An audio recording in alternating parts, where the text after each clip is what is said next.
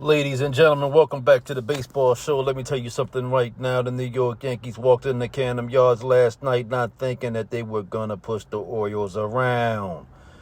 They thought they were going to flex their muscles, show off their stars, and remind Baltimore of who runs the division. But guess what? The Orioles looked them dead in the eye and said, "Not tonight, not in our house, of course."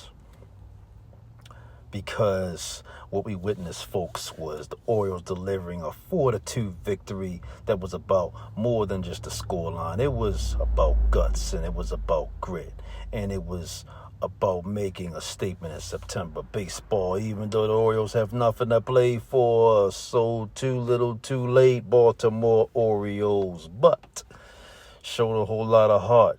Trevor Rogers, the difference maker. Let's start with this man of the night, Trevor Rogers. 6 innings, 1 hit, 0 runs, 7 strikeouts. That's right, 1 hit. Do you understand how difficult it is to hold down the Yankees lineup like that? Judge, Stanton, Bellinger.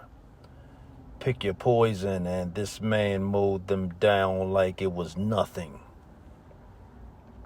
This wasn't some fluke outing either. This was his 15th straight start, allowing 2 runs or fewer consistently.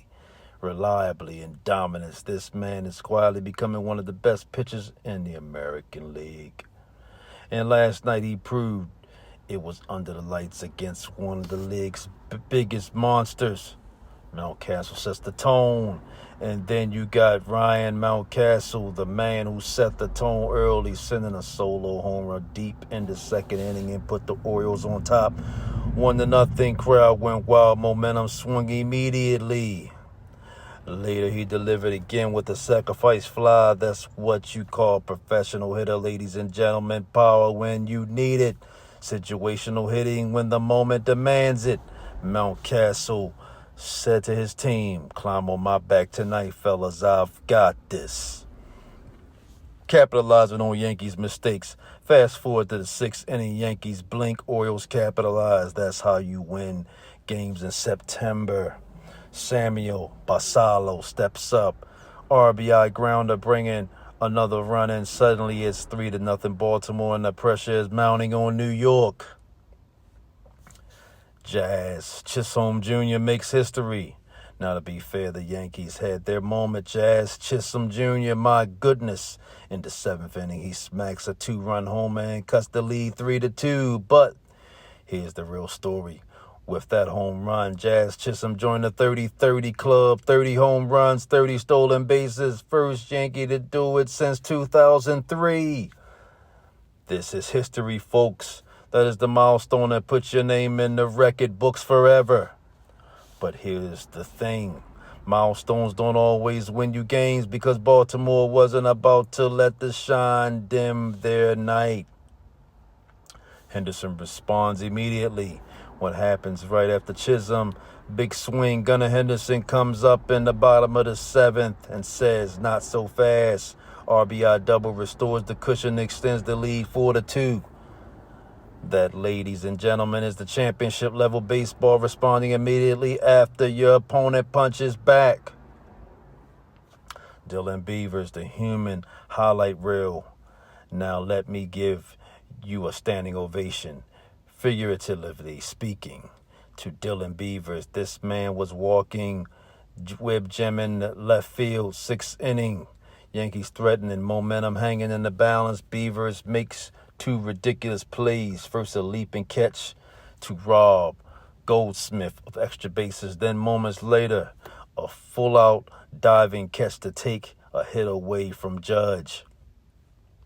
Do you know how demoralizing that is for a lineup? Judge and Goldschmidt, 2 of the best hitters of this generation, denied back-to-back fashion.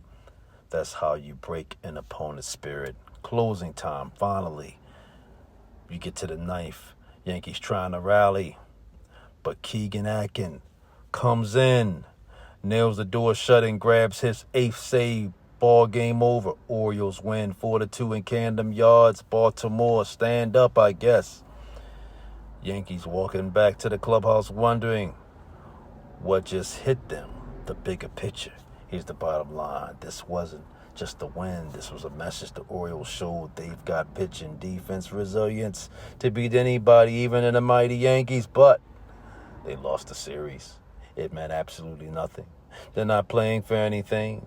They're way out of the playoff race, but people got to keep their jobs. All these guys are professionals, so they got to show up.